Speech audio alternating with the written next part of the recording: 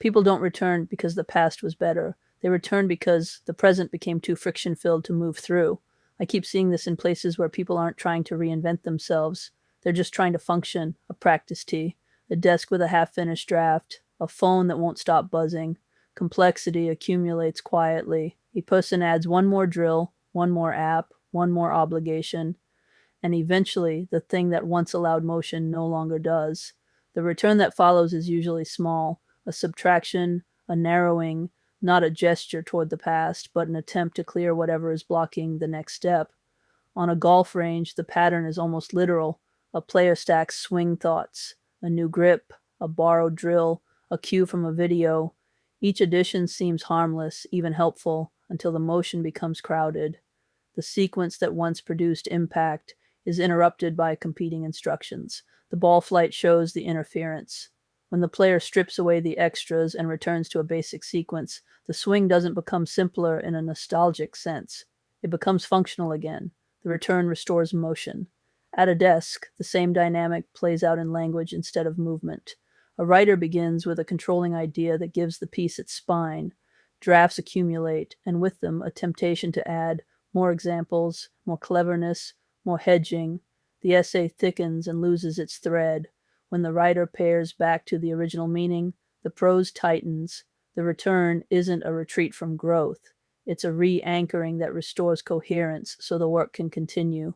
The writing becomes legible again because the writer has removed what was interfering with saying what mattered. These scenes raise a harder question. How do we distinguish a return that restores motion from a return that merely restores comfort? The difference isn't always visible from the outside. A person can subtract something because it's blocking progress, or because it's producing discomfort they don't want to face. The action looks the same. The motive doesn't. Consider attention. Someone steps away from social media. It might be a move that restores capacity, a way to reclaim mental space so they can think in longer spans, or it might be a way to avoid a difficult feeling, a retreat into quiet that cushions the present without changing anything underneath. The subtraction can be clarifying or evasive. The return can restore motion or restore ease. The surface behavior doesn't tell us which. This is where the idea of protection begins to surface. When someone strips away the extras, they're protecting something, a way of moving, a thread of coherence, a sense of meaning.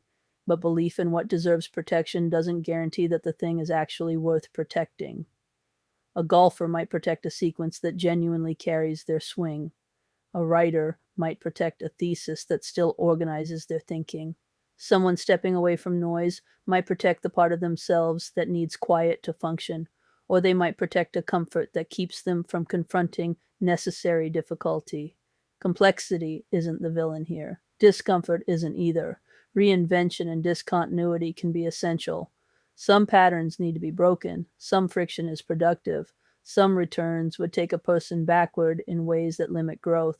The point isn't to argue for simplicity or nostalgia. It's to notice that returning is a judgment call, a way of choosing what will carry weight going forward. And that judgment is revealing. A return shows what a person believes is essential, the capacity to act without interference, the thread that makes their choices hang together, or the sense that their actions matter. Sometimes the thing protected is a genuine lever for progress. Sometimes it's a cushion that keeps discomfort manageable. The return itself doesn't settle the question.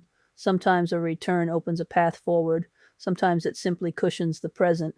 The hard work is noticing which is which, and noticing in the end may be the only part of the process that can't be simplified.